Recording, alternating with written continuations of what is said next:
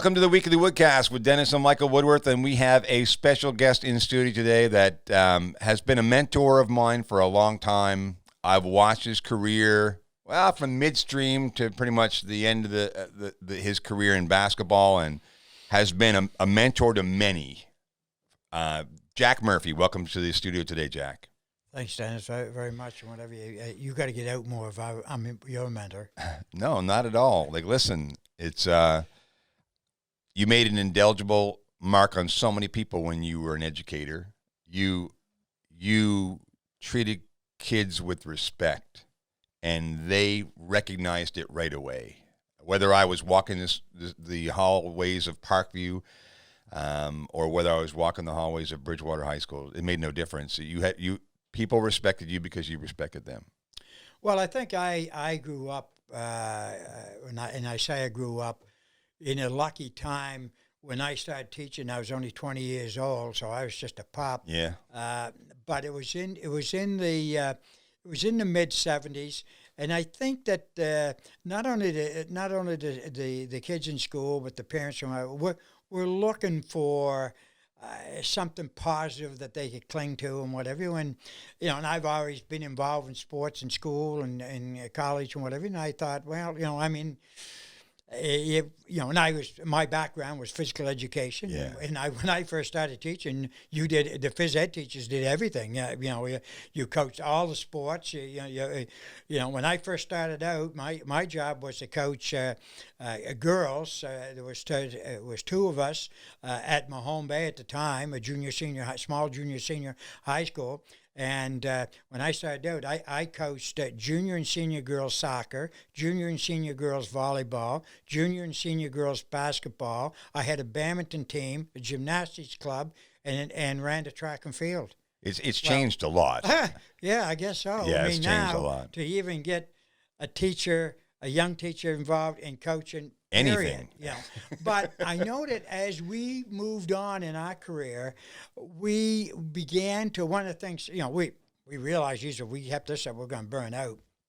And we started to get other people involved in the coaching so we could sort of like pick something that we really like to do. I was a basketball junkie from the time I was a kid. And, I was a great player in junior high school. That's how I got my teeth knocked out. I couldn't even catch the basketball off the backboard. It hit me in the mouth and whatever, and I've been in dentures ever since. So, that's the kind of stardom that I had in that sport. But I always loved it. And I was able to play a little high school, and we've been into provincials that we never won, but whatever. So I had a goal that I wanted to coach at certainly the high school level and at the senior level, and I got caught up in the Hoosierville concept and whatever. The American charisma of basketball was just coming in. In fact, we didn't have NBA. We didn't on TV or the NCAA, which is really my favorite. But I began to go to coaches' clinics, and I was lucky to go to like a couple in Toronto and in New York and Boston or whatever. Learning from others. Learning from the American coach, and I fell in love with that whole concept, and tried to emulate some of the stuff back home here, and realized that if you want to get kids serious about something, you got to make them feel like it's important, and the parents feel important, and so I think it starts with just and of course everybody likes a winner. So if you can get some success going, and you can get the bodies involved, and you got to make the kids look good, and then we got into the whole the music theme and warming up and all that kind I of was stuff, there, and Jack. I was there. All that little showbiz kind of stuff and whatever you. Yeah. It just grew from there. 1984, a little story. Leonard Haley was the janitor at Parkview Education Center. Darren played for you, my cousin. One night I went up in the one of the classrooms and overlooked the basketball court in one of the portholes, kind of like we had in the old annex back at the high school. When I used to watch the New Year's Classics, I used to do the lights for you guys as a young kid. And that night, it's a show when you have a warm up and you have the guys in the dressing room and you've practiced all those weeks and all of a sudden you have a game. It is a show, and I always joke about that. I still remember the songs the guys went out to. Like, The Warrior from Patti Smythe was one of your warm up songs, and talk about some of your players that because you started out at Bridgewater High School as an educator, physical education teacher, and you really had success with that group of guys coming through for about 3 or 4 years that did very well. From with a school that only had a couple hundred kids in high school, it did really well. Well, but there were some people that sort of guys like Milton Benedict. Yeah, of course, yeah. That did a lot of groundwork. But a little story with this and whatever. It was in the winter of 1980, and I'm at a dance, and I go into the washroom. I'm at the urinal, and I look on both sides of me. I get Jimmy Wynot, a phys ed teacher from Bridgewater, on one side, and Lowell DeMont, the vice principal, on the other side. And that night they talked me into coming to Bridgewater the following year because they said, well, I think we got a pretty good boys team. Could you coach them? Yeah. And actually, to be very truthful, the very first year, and the kids caught right on to the kind of little rah-rah that I wanted to present and whatever, and that year we won the school's first provincial championship at home at Bridgewater. I remember the gym would only hold about 100 people, but we put about 500 in. What a bandbox. And it went crazy. When the game was over, they had a fire truck outside and whatever, and prayed the kids through town and whatever. And, that started it. And a lot of school pride and a lot of community pride when you have accomplishments like that. I mean, I'm wearing a hoodie that, I'm a baseball guy, that. And for 10 years in a row, we had success. It transcends into the rest of their lives. If you look at guys like Lindsey Herndon, I think he just retired from the RCMP. Sean Mason just retired from the RCMP. And Brian Oikel and Ken Anthony and all those guys that came through the system. And the Els brothers, the twins, and it's just an amazing group of young men that I remember so well. Mike Conrad's another one I remember. So many. We actually, you mentioned, you mentioned Lindsey Herndon. He was my first point guard. He was the captain. And the captain of the team. He was a senior. He's the only guy on the team that graduated that year. And the Nova Scotia School Athletic Federation has never forgiven me for this, that in the semifinals of that particular weekend of that provincial championship, whatever, we had a Lindsey Herndon night. Now, that was an idea that I got from Acadie University. Yeah, good idea. But I love it. It was a common thing done in the States and, that type of thing. And so we had, we brought us, he was had a single ma, come up from a single family, mom family. Right. And we brought her out and presented her with roses and this type of thing, and the place went nuts. So it's great because I actually golfed with Lindsey here this summer. I remember I saw it. Lindsey and Kenny Anthony and whatever. Kenny was the Brian Evans was there too, wasn't it? Brian Evans was the he was a shooting guard and whatever. And anyway, so we had to Kenny Anthony. We had an alumni thing of a dozen years or so that Bridgewater, because that was easy to start because we actually end up winning. I won 2 provincial championships with that group and whatever, and then I left and went to Parkview, which was just down the road, which was really a rival, and that had a lot of fun with it. But the Bridgewater School that was a small American town concept and whatever. Like Indiana. Like the Hoosierville, absolutely, kind of thing. And it was fantastic. In fact, I can remember when we won the second provincial championship. If you ever seen the Hoosier movie, they're going to like the state final, and the bus is going, and you got 100 cars behind. Yeah, absolutely. Well, when we came off the 103 highway, the interchange out here, exit 12 and whatever, there was about 100 cars waiting for us. I remember it. That you don't maybe get, in the high schools in Toronto or even, in Halifax and whatever. But in a small community like Bridgewater, I mean, they loved us. Well, we need to do more of that because I think we're losing some. Well, we talked about this on some of our podcasts about like the Bridgewater Barracudas have been a huge success in our area for decades. Guys like Kenny Lord and Todd Langell and Stephen Fultz, many of those that came in my generation have led and paved the path for enormous success. We need to celebrate that more. Our baseball association here locally, Parkview's had an enormous amount of success at the highest level of AAA basketball. Bridgewater's had we need, and that's just the scratching of the surface. Like I'm just going on my own knowledge, and we need as a community to celebrate it more because those parades are never forgotten. Look, you're talking about something that was 40 years ago, and it's immediately in your mind, Jack. Well, it's not just in my mind; it's in their mind. Their I think mind. that's the most important 100%. thing. I mean, these boys reached out to me. I mean, I've been retired now 15 years. It's been 40 years since this event and whatever. And these boys reached out to me this summer, to be with the old coach and absolutely and have a game of golf and this type of thing, because it's still a very meaningful thing to him and to them. And I think that's the thing that school sports does. It opens up. It opens up so many opportunities for kids to travel, and to do things. I mean, I had a junior high when I was still in Mahone Bay. I had a junior high school team down to Louisiana and played. We actually played at LSU.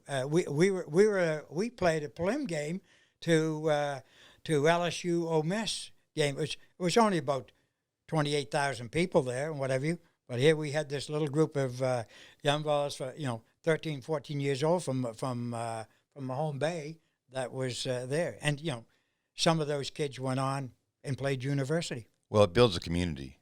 That's what it does. I mean, it builds a community of connection that you could, like I can go to Toronto and Todd Monroe is a cameraman for Sportsnet. For the Blue Jays. Yeah, for the Blue Jays. Yeah. So when I get to see Todd all the time when I go there. So even though maybe we've migrated across the country or even the globe, we stay connected, and that community is incredible. And we're going to talk about alumni events that we've had, and because myself and Kenny and Tracy and many others have been involved, Mike Pope as well, that have done those events that have kept us all connected in that decade, I guess. But I want to go backwards a little bit before we, get to recent times. But so you had right out of the bandbox, you're having success, and you're offered the opportunity to go to Parkview, and I know a lot of people that from Bridgewater would say, well, why did he do that? Well, it's AAA basketball. It's the highest level of basketball in the province. It had to be something that was attractive for you to do because of that, right? Well, you're right. It was exactly that. It was AAA, A and AA, AAA, and then it moved to Division One. Right, Division One now. And so it's a Division One school, which is one of the largest schools and whatever. And at the time, we were on the bandwagon that basketball was one of the, certainly not was certainly one of the more successful sport and for entertainment as well as promotion and all that kind of stuff and whatever. And and I thought that would be a stepping stone to the next level. I must admit that what I did when I was at Bridgewater, we won the provincial championship my first year there in the early '80s, and the next year you went AAA. I went AAA. Yeah. I went because I had every kid except for Lindsay, which you talked about. All returned. All returned. So I wanted to give them another challenge, and we ended up. Parkview at the time was supposed to host a provincial tournament, and they thought, and they were expected to be in it, and we beat them out, and so they had to host a tournament. Their school was the only time that that Parkview ever hosted the provincial championship in boys basketball, and they weren't in it. We were in it, and which which caused a little bit of stir. But anyway, we ended up in 5th place. We lost in the opening round to CEC. CEC was a school in Truro with 1,700 kids. Huge school. We had about 300 in our school at Bridgewater. And so we end up winning the consolation, whatever. You end up in 5th in the province or whatever at the division 3. At the time, Harry Cook was the mayor of the town. Yeah. I thought he was going to have a posse out of it. He's never forgiven me because he felt that the following year we won the AA again. The next level down. Right. And he thought, what a chance. We could have won it 3 years in a row. And would have we? Probably so. That doesn't matter, though, Jack. Well, we did the same thing in baseball where I pushed my guys to the highest level. If you have it teaches them to grow. If you lay back and just say, oh, well, we're good enough here and we're going to win again, you're not learning anything. You're not growing as an athlete or as a person, I think. So it was the right call. Well, it also gave me the opportunity because at that time the idea of the high school sport spreading out beyond the province into like national tournaments and stuff like that was just getting started. And there was a tournament in Winnipeg called the WIT tournament. It was called the Winnipeg Invitational Tournament, and they brought in teams from all over the country. And I was involved with the school federation at the time as one of the local reps and whatever, and got the hint that if I took the team to the division or AAA at that time, whatever that I would get an invite to go to that tournament. And I thought that was the thing that I wanted to do. That's most. A big cookie. I wanted to take the kid, and I did. A lot of these boys that you just mentioned were on that team. They were, and I can certainly remember us going there, and we did. We were respectable kind of thing, but that was a big event. It was a week-long event. We stayed in a class hotel for a whole week and was escorted around and had, all kinds of things. But it showed the kids and the parents that through sport, it can open up the doors for all kinds of things. And actually, some of those kids got to meet kids from. I can remember Mike Conrad sitting on the floor of the hallway in the hotel, sitting alongside of a young fellow who was 6'10", played for a team out of British Columbia, and they were sitting down chewing the fat and whatever, sharing French fries or whatever, McDonald's, whatever. But anyway.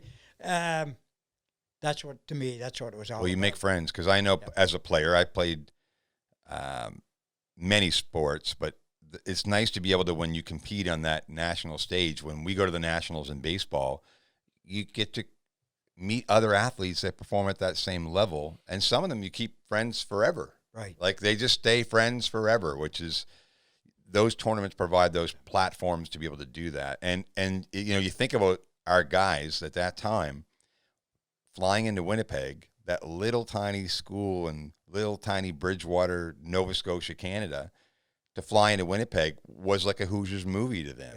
Yeah. It really was. It was a great learning experience, I'm sure. And many of them, if I had them all sitting here, which we might do sometime, I'm sure many of them would refer back to that time as a growth period in their lives, for sure. For some of these kids, that was the first time they were ever on a plane. I know. But the world has really changed since then.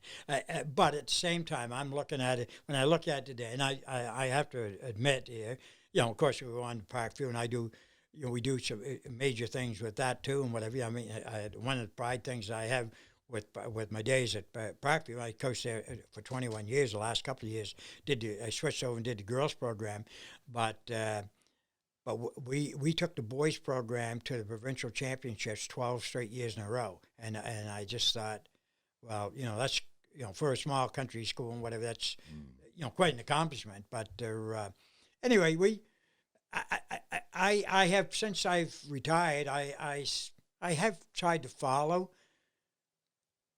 but I'm telling you that I'm starting to become quite disheartened. For whatever reason. Whether the kids aren't catching on, or whether or not, whether or not the leadership just is not not as enthusiastic. I say, I'm trying to be very political here, but Well, on this show, you don't have to be politically correct. That's the nice thing about it. You can be brutally honest. But anyway, it's disappointing to see, because certainly, well, at Bridgewater, and then again, at Parkview and whatever, we had quite a thing going. Huh. In fact, I know the days when Bridgewater would play Parkview in a game. Geez, if you weren't in that gym an hour beforehand, you didn't get in. And it was in. rah-rah. I mean, geez, parents and fist fights and whatever. I know that's community stuff. I mean, there's a lot of pride on both sides, and I made this argument, and it's not about our school board at all in this, but I made that argument to our school board representatives that the Bridgewater Parkview rivalry is part of our culture and our community.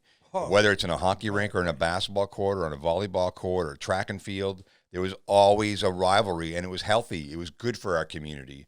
Right. It really did bring energy, and we've lost that. I mean, that's something that we always look forward to every year, the home and home basketball games and the home and home in the old Bridgewater Memorial Arena where, there would be like 1,200 people in that rink. You couldn't move. I remember playing in 1987, my first game.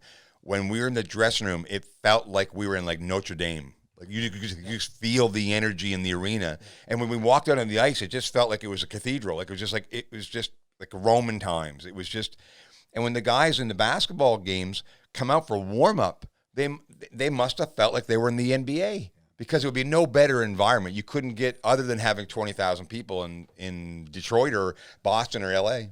Yeah, because I think that not only just playing the game, but I think, again, it was the fact that the kids realized that they were in something that was pretty important. And special. Pretty special. Absolutely. And this is why I'm sort of a little disappointed with today, because, in the last couple of years, I've always tried to go up to one of the early games because, Mom, and I call my wife Mom. We've been lucky enough until COVID hit, to winter away in Arizona for the last 15 years or so. And so I try to get up early in the season and see a game or two and whatever. It's like going to the morgue. Yeah. And I walk away thinking, oh my, what we had going, what has happened here, kind of thing. Well, we haven't forgotten it. I know on both sides of the schools, because I know thousands of each school students, and we revisit that regularly. We try to, at least, even on an annual basis, if we can, revisit that special time in our lives, because we had great friendships. We had great community events. We had a very healthy rivalry. Even our dances were a lot of fun back in the day. And I don't want to get into way back in our time, because I know that kids today don't like being compared. But I think the events that we had replaces a lot of the social media stuff that we do today, that replaces what we used to do. I want to go to a time that I know you remember. The biggest thing about Nova Scotia at that time was there was one school that really stood out, and with all of the attention that's going on in the United States right now at Black Lives Matter, Cobequid Educational Center at that time, no, I shouldn't say that. It was QEH, Queens Elizabeth, James McQuaid, and the rest of those guys. They were literally the only team that had an all-black starting lineup in Nova Scotia. And I remember when they came to Parkview or Bridgewater, and they put on those boom boxes of hip hop music from, we're talking way back in the day, where they played, pirated cassettes, and give guys like Blaine Simone these pirated cassettes of this hip hop music that came out of New York City. And these guys would come out in the court, and the first 3 or 4 guys or 5 guys would all dunk. We would be like, boys, we're not in Kansas anymore, right? What was it like for our guys? Well,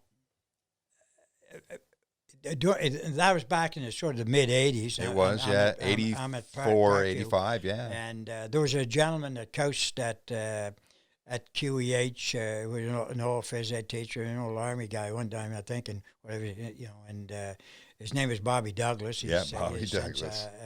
passed away, but him and I developed quite a friendship over a number of things because he was involved with refereeing some and this type of thing and whatever. But we both were pretty keen on the coaching, of course. And at the time, we had a pretty good team, mostly white boys, and he had a pretty good team, mostly black boys. And what was happening is every weekend we would the teams across or the schools across the province always want to have a big tournament. Yeah, if you have a big tournament, you had to have the best teams. So it became a traveling road show. Like we'd be showing up at different venues every week, saying QE and QEH and ourselves and what have you. And in fact, lots of times Bobby and I would room together just to save some money, kind of stuff, and whatever, and have a toddy or two. Yeah, love it. Kids weren't supposed to know that, but whatever. Anyway, you think they didn't know that, Jack? Come on. Well, I'm sure they did. But anyway, we developed quite a friendship that sort of spread to the kids, and they became quite close. In I think it was 85, 86. Parkview played QEH 5 times, and we lost all 5 games by 9 points. Wow. The last one was provincial championship in Truro. We held the lead until 37 seconds left to go in the game, and a kid stole the ball, and one of our players had to foul. Kid stuck 2 foul shots. His only 2 points of the game. And QEH won that tournament. That was the 5th win over Parkview. The total winning score for the 5 games was 9 points. Had to be tough on the boys. And I often thought, well, and in fact, be very truthful, as a lead up to that particular year, QEH was supposed to come down and play us, and we couldn't play in our school. We had to go to the community college, or at that time it was called the vocational school, here in Bridgewater, to have the game. We couldn't do it because it was a janitor strike or something, or whatever. The day of the game, Bobby called up and says, Jack, he said, we're going to have to cancel. I'm not feeling well. I'm sick. We got to cancel. And I said, oh, my God, Bobby. The kids are so excited, and we trimmed up the vocational school. Yeah. We had a big banner up and that type of thing. It was QEH Lions. Yep, so we had a big sign up, the Lions sleep tonight, and we played that song, In the Jungle. Anyway, Bobby says, I can't make it, Jack. I just can't come. So I said, oh, okay, all right. So I went, but I was going to wait till the end of the period and then have to make the announcement that the game was off.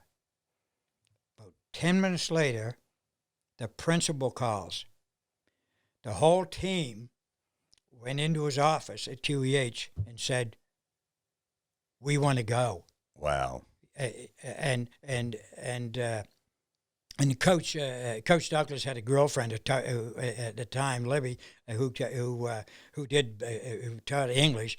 She agreed that she would come down as a chaperone.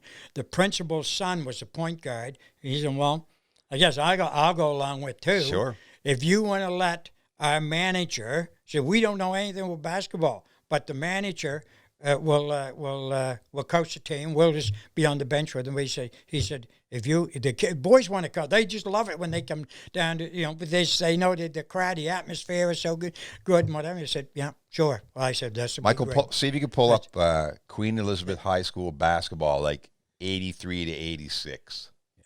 See that it would be great if you see some photos that come up so Jack can see them. Anyway, it was interesting because they came down, and I think the game went into overtime, and they beat us with 2 foul shots in the old vocational school gym, and the guy who coached the team for them was their manager.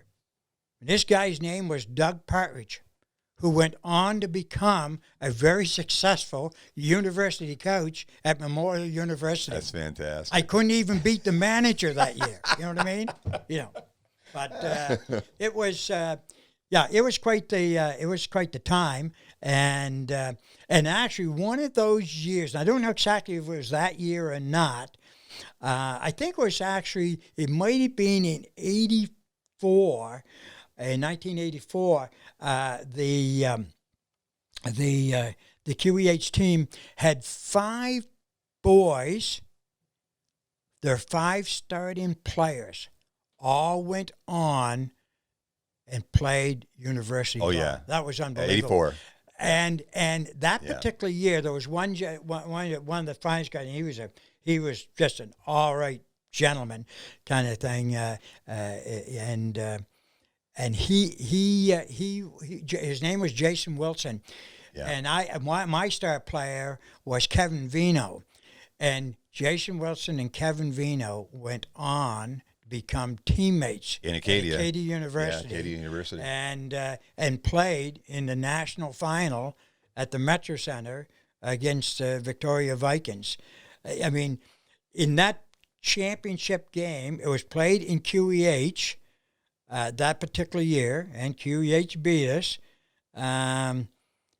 Jason, I think, had 25 points, and Kevin Vino had 24. Yeah. Both of them went on to become absolute superstars at the next level kind of thing. Well, I think Kevin's coaching basketball now, isn't he, out in the Valley? Kevin actually is the principal of a major high school, and he actually has a son, Kevin Vino, that basically it was a star player and helped Dalhousie Tigers the last 2 years win the AUS title and whatever. But, it was showed the closeness and the fact that how, here was a white boy from an all white school and a black boy from an all black school anyway, end up being teammates and best of friends. Best of friends. 100%. I think we need more of that in the world. That's another thing that sport does. 100%. It breaks down that racial barrier to 100% the nth degree kind of thing. And we just need more of that in our world today. Let's talk about systems, because one of the things that I found being around you a lot, watching you, even as a young man, I try to study coaches because I wanted to be one day. So I try to look at, what can I take from this person and that person, and who's a motivational speaker, and who's a systems guy, and who puts mental pressure on teams, and whether it's basketball, hockey, baseball, it didn't matter to me. I watched everybody, and one of the things I found about your teams that you coached was they were a system-based team. They really understood their roles on the court. Talk about that, really, where you learned that. Obviously, with a lot of the clinics that you took, you try to, incorporate some of those ideas that you learn, and you put it and you make it your own system. And I can tell you that system lasted for decades and decades, even after you were done, because you mentored other coaches that were assistant coaches on your staff that try to incorporate the same systems, and it's worked for a long time. So talk about that. Well, I think what helped me, I've got to tell you a couple of things. Number one, during my era of time, we did have a lot of interest right from the elementary level. So at the high school level, I was getting in pretty good athletes, pretty good basketball players every year. And so therefore, they all had some ability. And so we could have a much more team concept. I developed very early in my career, mainly because I sat on the bench all my life, and I felt I should be a star player, but I guess coach didn't think I was, But anyway, I just thought, well, if a kid is on a team, there's 12 of them on the team, let's say, and he comes to practice every day, and you want him to work hard, what you got to do is give him a chance. And so my concept was, and the kids bought into it right away, and then even when I coached the girls in my later career, they bought into it even more so, whatever. First half, everybody plays. Second half, we play to win. Every kid that puts a uniform on gets on the floor at some point in time in the first half. And we all know that the best players play the majority of the minutes, but they all can contribute. You'd be surprised how much even the 12th kid on the team wants to come to practice, wants to do well, wants to pay attention, wants to work hard, because they know they are going to get on the floor. They don't want to embarrass themselves. It makes for a great team effort. I love it. And the fact that then if you can incorporate the whole concept of, I had another thing that I liked is that I like to do a multi-defense where I don't just play man. I just don't play zone. We play a whole whack of things. And in the first half, I want to play at least 8 or 9 different defenses. Yeah. In the second half, we'll pick the one that we think is doing the best. I remember, Jack, how many second halves did I watch you come out and put full court pressure on right away, or trap defenses right away, coming right out of the box? Like, it just surprised the team, because you kind of, you get in the second half, it's kind of, you're just getting into the half. You guys put pressure on immediately.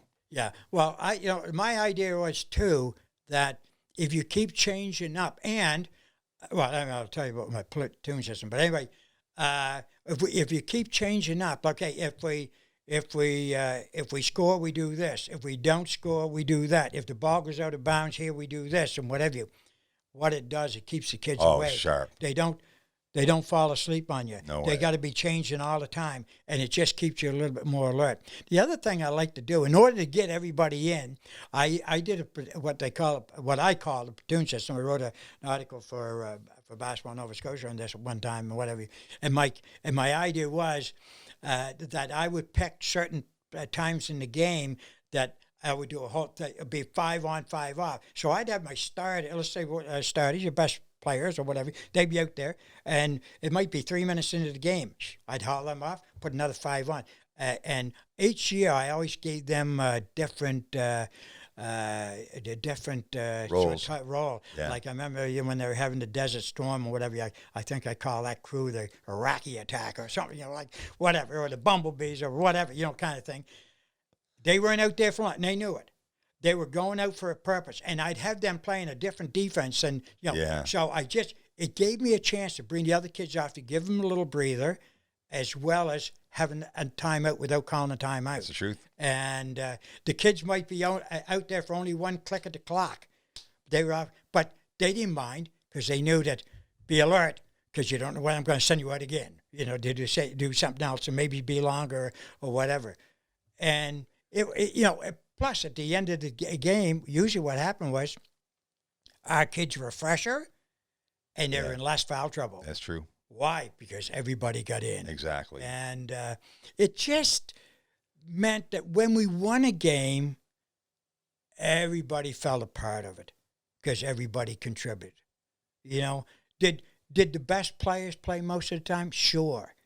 But everybody had a contribution. It's one of the rules I think I would have loved to seen in sport at the school level and at the minor level in our province. I know baseball in Nova Scotia, it would have been in 2009, they incorporated a rule that everybody played like equal time. That's not easy to do in basketball, but I do think that if a player is selected to be on the team, I think they should have the opportunity to grow as an athlete and as a person. And even to say that, if you have a roster of 12 players on a basketball team, they all play, then you're not getting that coach that thinks only of winning, playing 6 or 7 players. They have to figure out, I've got 12 or I've got 10. I've got to figure out as a coach how to get them all involved, like you're talking about.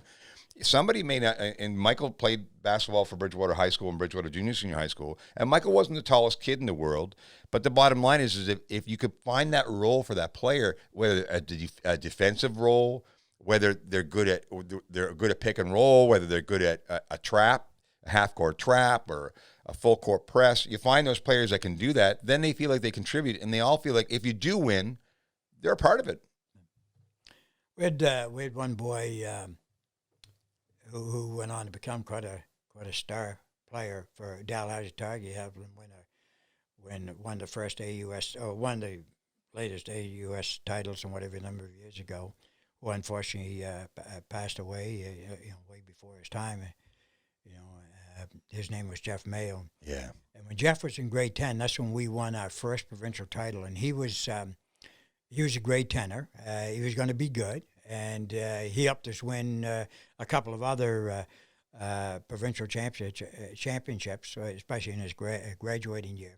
But when he was in grade 10, the other point guard I had on the team was an older kid in grade 12.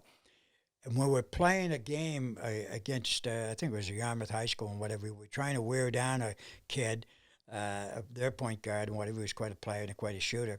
So I had to set up and whatever.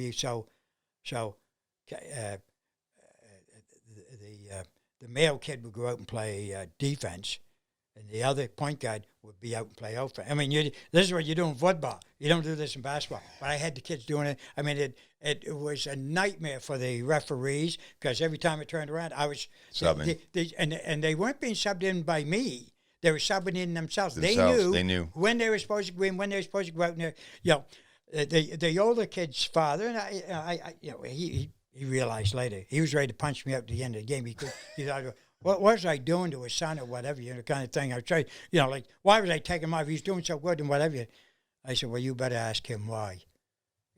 He didn't realize what I was trying to do here.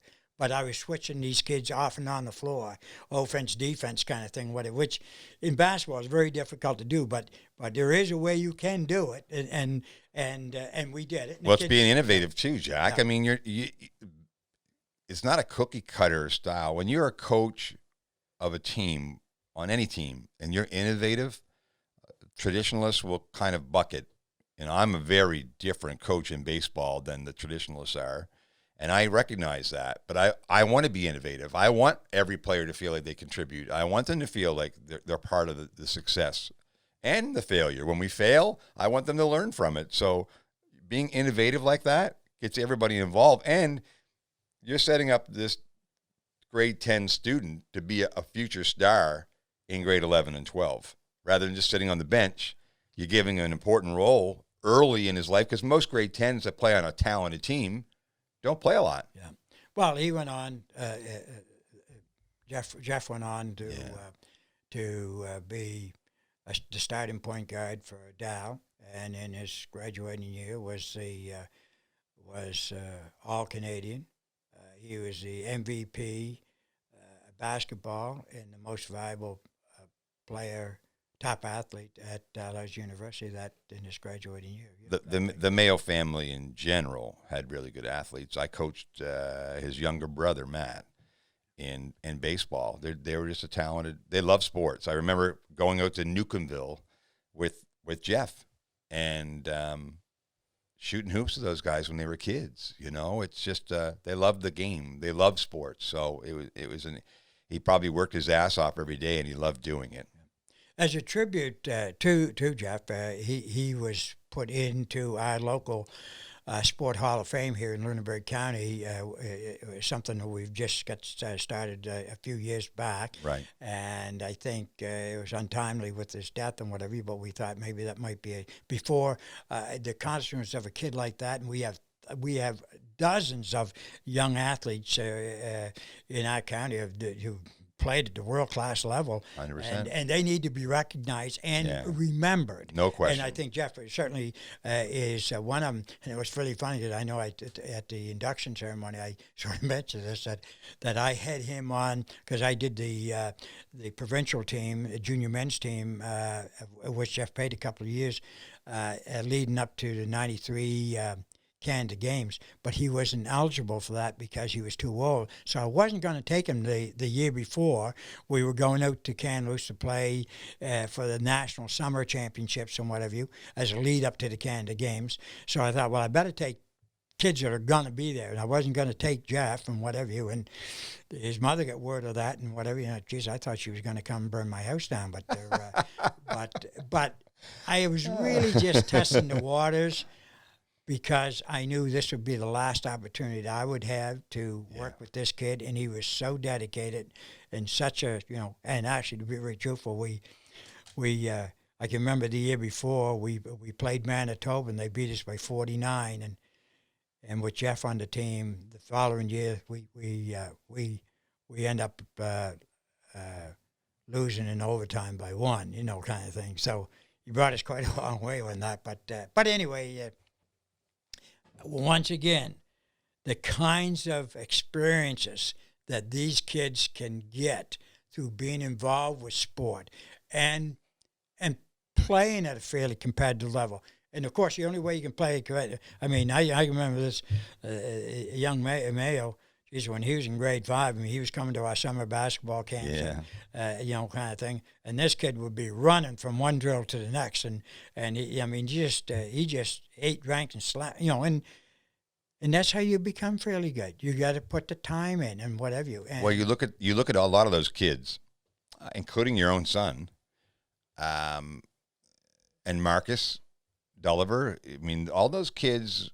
I had Candace Ernst in the studio here a couple weeks ago, where her and her brother Corey, just after you left Bridgewater, they used to go to every game. She was 3 or 4 years old, and and Cedric had 2 little mini basketballs, and at every halftime, those 2 kids would go on the floor and shoot the hoops. Yeah. So every time you had a game like that, you had the future players coming to all those games because they wanted to be the next ones. They wanted to be the next group, and I saw it every time because I was involved with the program as an announcer, a videographer. I was more predominantly hockey and baseball and sports, but I was always connected with the basketball team. I used to travel with the basketball team for 3 years with Glenn Matthews, and videotape the guys and announce their home games, and I loved it. I mean, the atmosphere when I knew Parkview Bridgewater was coming on, I actually had to go to the music teacher,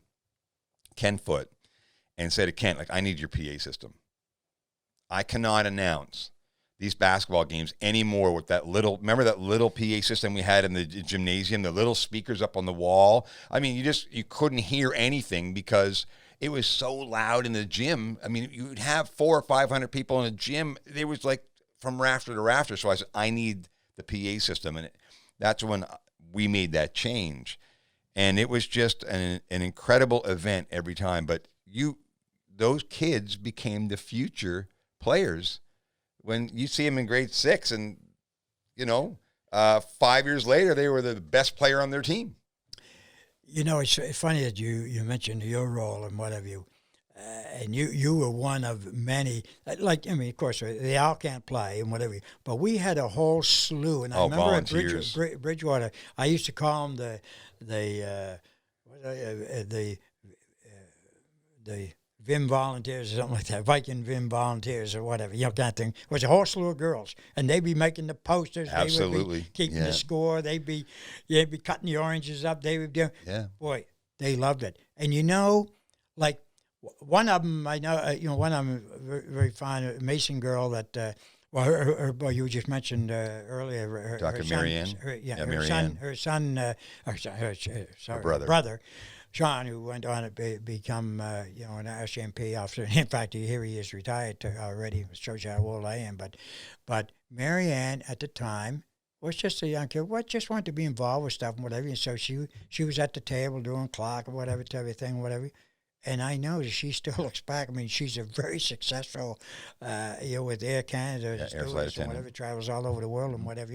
But I know it's still time. And that she was just one of dozens, whether at Parkview, and all these kids, wanted to be involved because they seen it as something that, was fun to be with. It was special. It was fun. And you take, for an example, when Marianne graduated in '83, because I still have the yearbook, and she was president of student council at the time. Or no, she was president. She was the yearbook president. She's the editor, and Marianne was part of a group of girls in the school that progressively went through. But then they always have those grade 11s, grade 10s, grade 9s. They were always teaching that next group that's coming through. Because like you said, the banners that we made used to be on old brown paper. Remember those rolled up paper? And they used to paint them. So all the signs in the gymnasium were painted. So it took a lot of time to make this gymnasium look like it was. And while we were practicing in the gym, they were doing their stuff on the stage. Yeah, or out in the hallway, of thing, whatever you. And of course, a lot of them, that's who the boyfriends were, so they wanted to hang around anyway, kind of thing. But when you look at it, you go, to Next, let's say, going back to the old Americanism again, or whatever, you look at these schools and whatever, and we're not talking just NCAA schools. We're talking high schools. Oh. Friday night Huge. in America is high school Huge. football night, and it takes hundreds of people to be involved with that. No whatever. question. Your cheerleaders, your band, your marching band, all this kind of stuff, and whatever. I mean, it's it's big time stuff. If you walk into a gymnasium, in your case it's basketball, it takes hundreds of people to put that event on. It takes people sitting at the door taking the money to come in and the stamps and the tickets. You're selling 50-50 tickets. You have people that are doing the lights. If you're going to put a light show on, you have people that are doing the sound, the announcer and the music. You have someone doing this. 2 people doing the score clock, because you have a shot clock person and a regular clock, and they need to know what they're doing. Like you don't have a stopwatch in basketball. There's a skill to do that work, and they're all at the head table.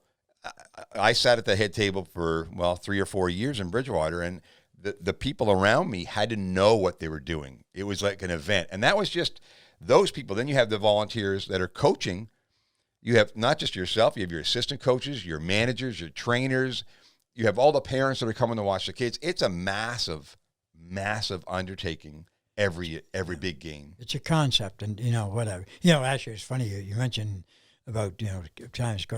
There's a guy that, like, I'm retired now, I have a little painting business, and one of the guys that works with me is his name is Joey Sardi, and he's a retired teacher. Yeah. He did some coaching. Soccer was his sport and whatever. We were talking the other day. He said, do you remember when we had the tournaments at the vocational school? He said, I was just a high school kid. He said, and you were paying me $2 a game to score. He said, I thought I was making a fortune. I know. Yeah. But he remembers this. Oh, and yeah. That was only 40 years ago. Yeah, just a couple years ago. Let's talk about we're talking a little about high school basketball here, but let's just talk a little bit about college basketball, which is your passion. But before I do that, I want to kind of go into this era, because you're coming into the 80s. Not only were you coming at a time where basketball was becoming more and more popular, but it was more prevalent on television too, because of 2 athletes, Magic Johnson and Larry Bird. Dr. J was slightly before that. I remember Darren Haley, my cousin, who you coached. Darren and Derek and Selena and Glenda are my mother's sister's kids. Every December 25th, we're watching the NBA on TV at that time. So Darren loved the Sixers. I loved the Lakers. And those athletes really made the sport even more popular to play. Well, yeah, but remember, you mentioned about being Christmas and whatever. That was about the only time you could see the game. Yeah, I know. There's only maybe a couple of the. Well, Magic and Bird, that was the era. 81 when Magic and Bird went with the Indiana State Michigan State final. Then the CBS took on the contract. So. Right. That's when basketball, but before that, there was nothing on TV. No. So this really helped springboard basketball at the high school level where we lived, because it was so popular on television, even though we only had about 5 channels at that time. I remember, I like to tell a story about, I never knew about the NCAA. We used to get Converse used to send out highlight reels of the year before NBA, NCAA, high school, that kind of stuff, and whatever. Geez, we used to love to see this come in the mail, and we'd reach out and whatever. And we really got into watching the NCAA, and you could sometimes. I got lucky after a while. I got a satellite dish and was able to get. But I can remember one time.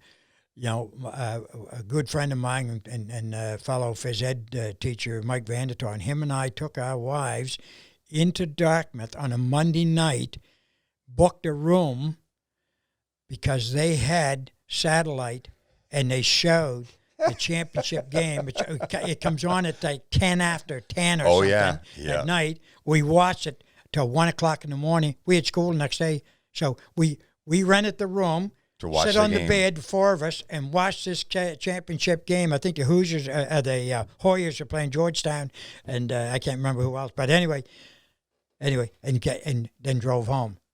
We were so excited to see this stuff. Yeah. how things have changed. Oh boy, Right now, it's we can't get everywhere. enough of it. Oh, it's all so over the much of place. It right? really Yeah. is. Unreal. But it just shows how special it meant to you to be able to see those kind of things, because Georgetown, coached by John Thompson at the time, Bobby Knight was with Indiana. There was some really cool stories going on in college basketball that really led the NBA to be better and better all along. So it was a great time to be part of basketball at that time. In the mid '80s, there was a clinic in New York in the Catskill Mountains. It was at a Jewish ski resort called Kutcher's, and they used to have a national coaches clinic there for a whole week, and you paid one fare, and you got your room meals, and you get 3 sessions a day, and they had football guys there, and they had basketball and soccer, baseball, and whatever. So we'd get on to basketball, and one of the guys, I mean, I'm sitting in a bar with Hubie Brown. I mean, what Nova Scotia kid gets to do this and whatever you can. And he was just going with the New York Knicks, and he was getting ready to sign Bill Cartwright. Anyway, one of the guys that was there, God bless his soul, he died of cancer, Jim Valvano. Jimmy Valvano, and Jimmy Fund, yeah. And he was, he was a stand-up comic, Jewish comic, and whatever, as far as I'm concerned, and whatever. He just brought the house down whenever. He was North Carolina State, right? Yeah. Well, he tells the story. He tells the story that he went to the wrong Riley, kind of thing. He went to South Carolina or somewhere, whatever. Anyway, when he got to the right school and North Carolina State and whatever,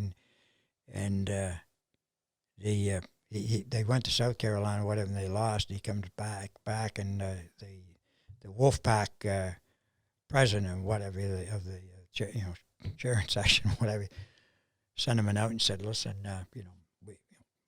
we hope you do well, but just don't ever lose to South Carolina again, or we'll kill your dog."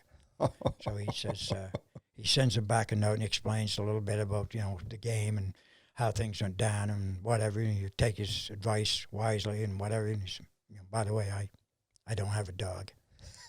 Next day, somebody appeared at the door with a little dog, had a sign attached, "Don't get too attached." That's the kind of guy this you probably anyway. But I would never gotten to meet guys like that. Yeah. And John Thompson, Lou Canisacco at St. John, all these guys and whatever, Bobby Knight, I got to meet these guys. We were the same simply way. because, I had the interest in. Well, you drove the miles. You drove the miles. Like, yeah. we go, many of years we went to the World Baseball Coaches Convention in Hartford, Connecticut. And we drove. And you're talking 13, 14-hour drives. Yeah. But that's nothing to meet people that can make you better.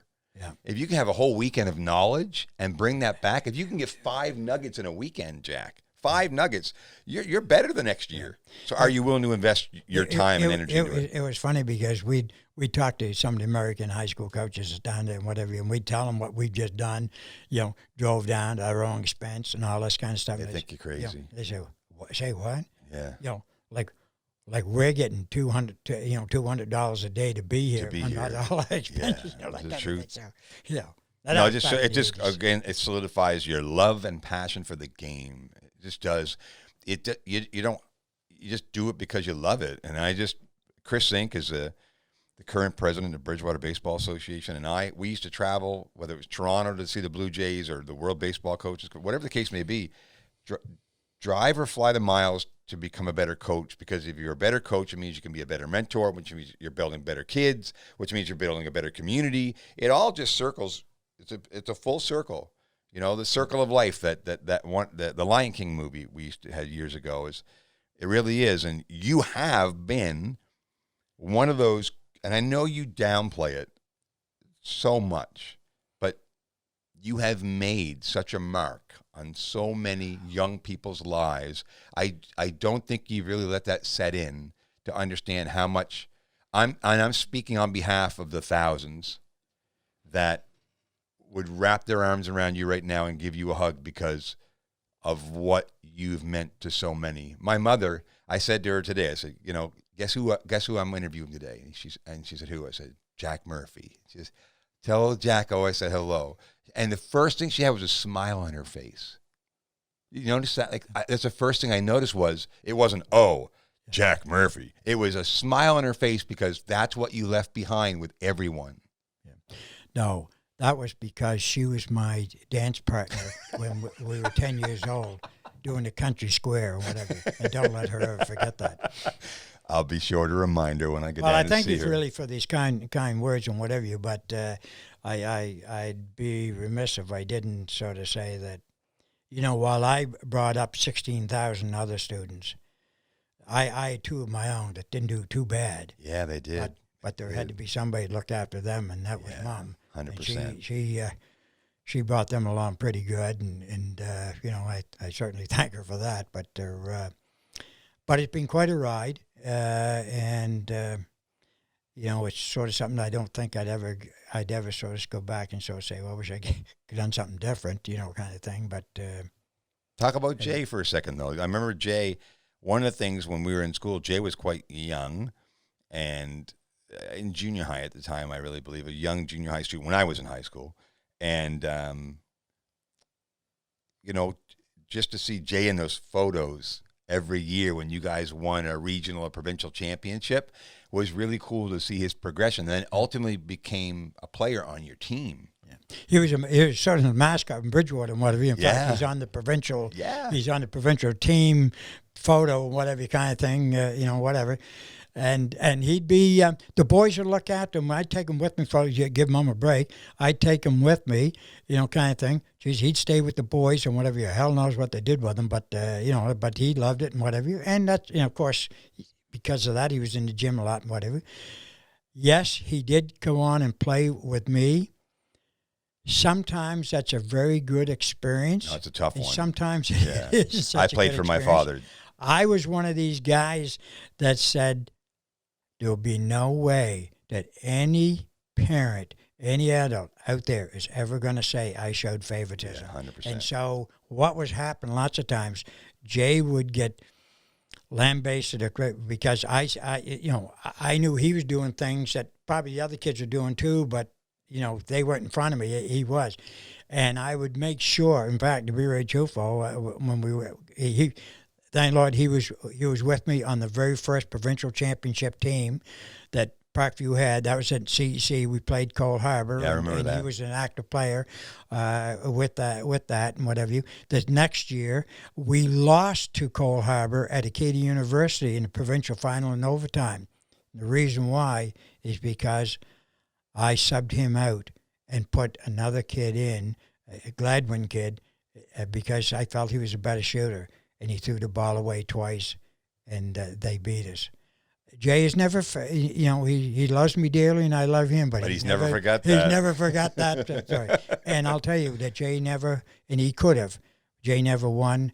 At one time, he never won, player of the game, nothing.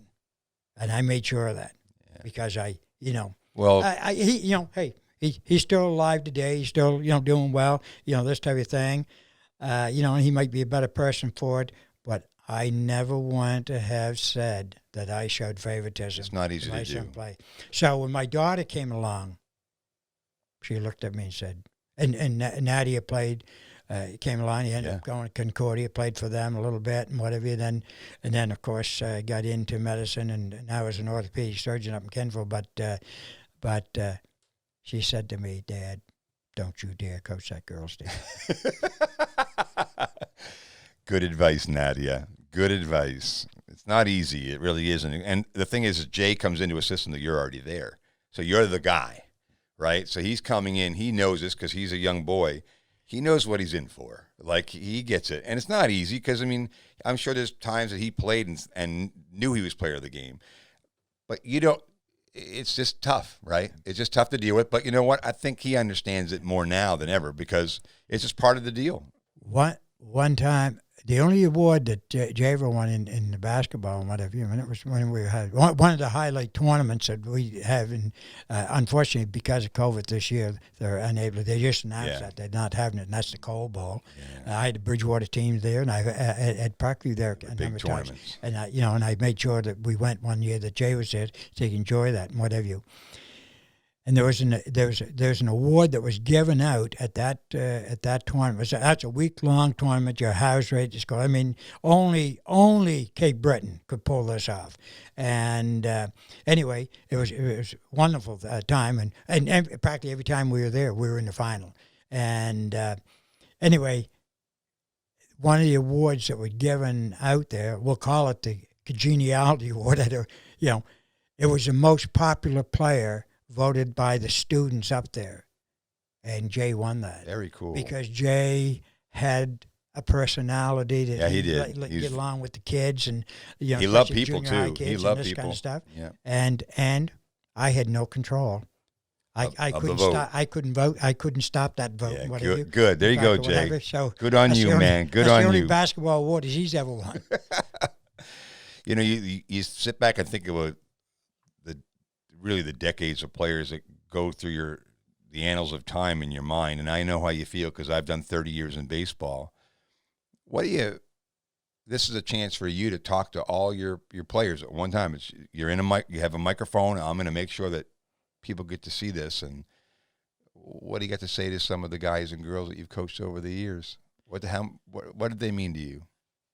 Well, I felt that, we still hang around with a younger crowd of people, including our kids, type of thing, doing stuff with them and whatever. And I always thought that Mom and I were able to, we're both in our early 70s now, but we still enjoy going to basketball games and getting out and being with younger people and whatever, because we feel younger. And I think the reason why we feel younger is because we spent all that time in hotels and stuff like that with these kids and whatever. And as I mentioned here a little while ago, when you have a guy like Lindsey Herndon, who's retired, he went on to become a member of the Halifax Regional Police Force. Then he was a trainer for them. He's retired from them. Now he's working for the RCMP. He's in his mid-50s. He's got a Harley, or I think it's a Harley, that he likes to ride and whatever kind of thing. But here's a guy that, I spent a little time with this summer. I mean, from the time we were there 40 years ago. But I've got hundreds of kids like that have helped keep me young, and we spend a lot of time with them and whatever. I know a couple of years ago when I won the Frank Baldwin Award, of course I had a fond memory for old Frank Baldwin, the head of basketball in Nova Scotia at the time. And Michael had some of his pictures up here earlier. Frank Baldwin, Michael. Yeah, and anyway, a few years back, they honored me by giving me the award to represent him, and I actually spoke at his wake, and so I just don't know. I just feel like being with these kids. Anyway, I'm losing my train of thought here, but basically at that event, I had a couple come in. It was done in Halifax. I had a couple that heard it on the radio or whatever, and made sure that they came into that event and whatever. And it was Wade and Shelley Berry. Wade was the first player that I coached at my home base school that dunked, and he actually was the first player that ever went on and play university because he played for I can't remember the coach's name now at the time at Acadia University kind of thing. The guy's a very successful businessman. He's in his early 60s, but I think he felt so dear to the fact that that I was going to win this award that they made a special trip in and whatever. And that kind of thing means everything to me. Yeah. and that's what it's all about. It really is. I mean, I explained to my players, I said, your life is like a book, and each year is a chapter.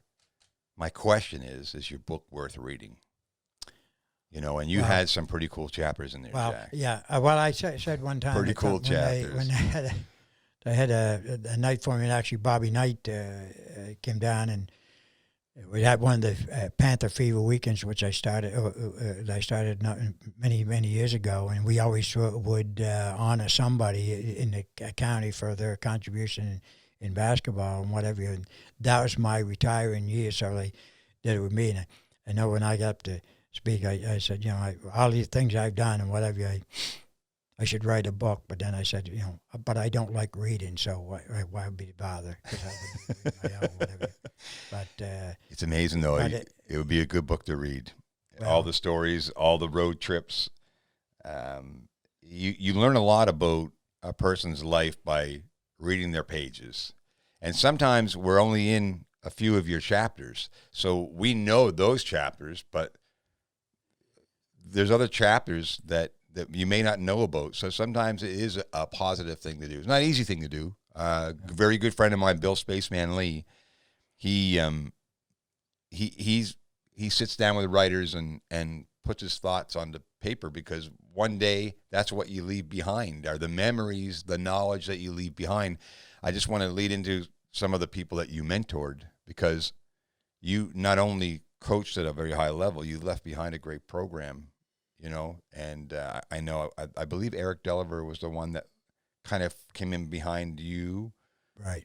After that, and Dave Cook was involved with the basketball program heavily at that time. All those people that you get to teach what you've learned, you've helped along the way, and in some cases early in their lives in basketball. But it was a two-way street. I've learned a lot from them as well. 100%, no question. And and they helped me quite. It's funny. One in the early years at Parkview, one of the guys, I think you mentioned what his father about him, young man by the name of Darren. I shouldn't say young anymore. He's ready to retire himself. Darren Haley. Oh, yeah, I remember when Darren. He's not young anymore. He looks young. Darren's kept himself in good shape though. But Darren was coming back. He had trouble with math in school and whatever, so he's coming back to repeat and whatever. And I told Darren maybe he wanted to go play hockey. And he didn't take that too lightly, whatever, but he came back and he certainly made me eat my words or whatever. And then I find out, 25 years later, he's my boss. Wow, how things have turned around. Well, Darren, I can tell you, Darren, he spent a lot of time on the track. He's raised a great family. They're all athletes. You meet people along the way that actually kind of replace you in certain ways, and you need that, because goes back to the very beginning of our conversation, is that community. You need people that can keep what we love so great about our community moving in a good direction. And that's really what you talked about, is we'd like to walk in that gymnasium again. Now this school has both schools together. I mean, which is monumental. It should make the most competitive group of athletes we've ever had. But we need that culture that when we walk in that gymnasium and watch the game, that we feel like we're part of it. And in a lot of cases, they don't remember the alumni enough. And that's why we created these alumni weekends, Kenny Anthony and myself, and many, many others. And I'm not even going to name more because there's so many. Mike Pope was a big one for Parkview, because I needed a representative that really, knew the whole database. I mean, I knew quite a few, but Mike knew probably 3 or 4 times more than I did. And we brought out, we had alumni events, Jack, that had, we had an Eddie O'Toole versus Danny Steele 3-point competition 30 years later. Yeah. And it was packed. We have old guy versus old guy, and the gymnasium is packed because people remember that culture, and having you and Glenn and Jimmy Wynot and Alice Bent. Alice Bent just passed away, would have been weeks ago when this podcast is being recorded, and she coached the volleyball group, the girls in our program in Bridgewater. So those alumni events bring us all together, and it kind of keeps us young. And refreshes our memories and fond memories that we had in those days. But and I would encourage any of the alumni, and it doesn't matter if we're in a very small, and many will hear this across the globe on the podcast. We're in a very small place in Lunenburg County, Nova Scotia, Canada. But encourage your school that you attended, where you went, to have those kind of events, to kind of keep those moments in time fresh as you can keep them, because they're special times. And whether it's in school or whether it's in your organization, I think it's a great idea to do, because it certainly has helped our culture along the way. Yeah. Well, Dennis, you mentioned earlier about wouldn't it be nice to have the boys, the guys come back and whatever kind of thing. I think that's fantastic. But tell them, make sure they wear their mask. Yeah, no, Jack, we're in a very different time in the world. It really is. It's one we won't forget. It's changed the dynamics of the globe in so many different ways. But I was a kid that always looked forward, but I always like looking back too, because you learn a lot from your past that you can take with you into the future. Well, the only thing, the biggest thing that worries me right now, I sort of made a comment about, I'm still a little disappointed with the level of the basketball, especially locally, that I was involved in right now. But I'm a little nervous of what this is going to do long term to the young kids today who are shut out of hockey and basketball and gymnastics and that type of thing, or they got to take an altogether different approach. They can't have spectators, or they can't have real games, or they can't, if this goes on much longer, I hope it doesn't have long-lasting detrimental effects on the development of kids. Not only just physically but mentally as well. Well, look at the NBA this year.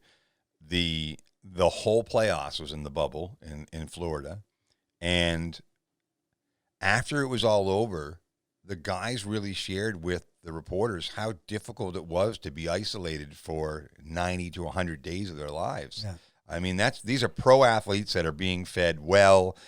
They can golf, they can play tennis, they have a lot of things they could do, but to be isolated for over a quarter of a year from your family, and friends and your associates, it was super challenging. That's why it was, Michael and I are huge Laker fans, and it was good to see them win the championship this year, and because it was the most unique way to win a championship, because there was no real home court advantage for any of them. No, now, as soon as I leave here, I'm going home to see how they're going to pull off. I know it started yesterday. How they're going to pull off College basketball Masters. Oh, the Masters. Oh, how they going to pull that off and whatever. Now, mind you, we're so used to seeing them, the Masters crowds in April. I look forward so much to see that in April when the basketball is just getting over. And that's the next big thing is the Masters. Of course, we didn't get that this year and whatever. How are they going to pull this off in the middle of November? I know, down there, they can do that and whatever with the weather, but it's going to certainly be different. I certainly hope 2021 we're back to Masters in April. I'm telling you, where it should be.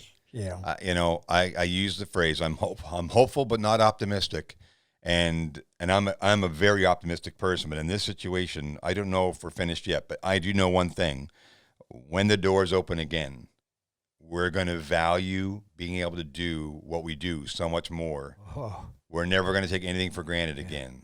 It doesn't matter if you go to a restaurant, a sporting event, going to school, going into shop. Even that is a whole different experience now. I do not think there's an individual on the face of this earth that last November the 12th, or was it the 13th? Oh, yeah, this is Friday the 13th, right? Yeah. Would have ever thought we'd be in this situation. We would be in this situation today. Unbelievable. No. But what we can take from it is learn from it each day of how we deal with things, but not forget the contributions that came before. And that's why you're here today. And I really want to thank you for coming into the studio and sharing some of your thoughts and your memories, because I know many have think fondly of you, and I know a lot of the alumni that I talk to in both schools always look fondly back on your contribution, and you should be commended for that. And yes, your wife is the big, the big engine behind you, because the amount of effort and energy put into sports, you need to have that support from your spouse. So that's what I want to end on in this podcast, is talk about your wife and what she meant to give you the time that she gave you to do what you did. Dennis, I can't boil water. I couldn't fry an egg if my life depended on it. I can't turn on the computer. If I don't go first, I don't know what's ever going to happen. And I tell her that every day, because I couldn't make it 10 minutes without her. You'll have to call some of your alumni. I'd have to do something. I'd have to do something very drastic. Go live with Jay. Jay, get ready. Yeah, because she's certainly been everything for me. How long have you guys been married? This will be 51 years. 51 years. Congratulations. It's that's home team. Yeah. You wore a couple logos along the way. You wore a Viking logo and you wore a Parkview Panther logo, but that's really home team. When I went to Parkview, the colors, they've changed the colors up a little bit. Yeah, they had bad choice in the beginning. They had brown and orange. When I was in Mahone Bay, the colors yellow and black. And I painted my house yellow, black with white trim. When I went to Bridgewater, I had you talking about him earlier, Kenny Anthony. Kenny Anthony came back and helped me paint the house maroon and white. When Nadia spoke at my retirement thing, she said, I remember telling Dad when he went to Parkview, I'm leaving if you paint this house orange and brown. That would be a difficult choice in color. I would really want to find out who made that infamous choice. Now, they did evolve it to orange and black, which has really stood out, but you are right. And I'm glad you didn't paint your house orange and brown, Jack. Cleveland Browns. Yeah, well, that's not a good comparison, because they haven't been overly successful for a long period of time. but hey, they've been with that color they have. forever, and they've stuck with it. But in actual fact, no, the first principal at Parkview, Norm Johnson, went down to the States to visit, I think, an IB school, and their colors were brown and orange. And as a little tribute to him coming or whatever, they had the band out or whatever you playing. They had jackets on, brown with orange crests or whatever. And he said, hey, we wanted to get away from any other color that Lunenburg County had in their school, so that's what they went with. Anyway, even the hallways were painted, I remember. Trying to get uniforms of those colors. Oh, man. Man, it was I remember. Yeah. I remember. Yeah. Jack Murphy in studio today from the weekly Woodcast with Dennis and Michael Woodworth. A special one for sure. Thanks for coming, Jack.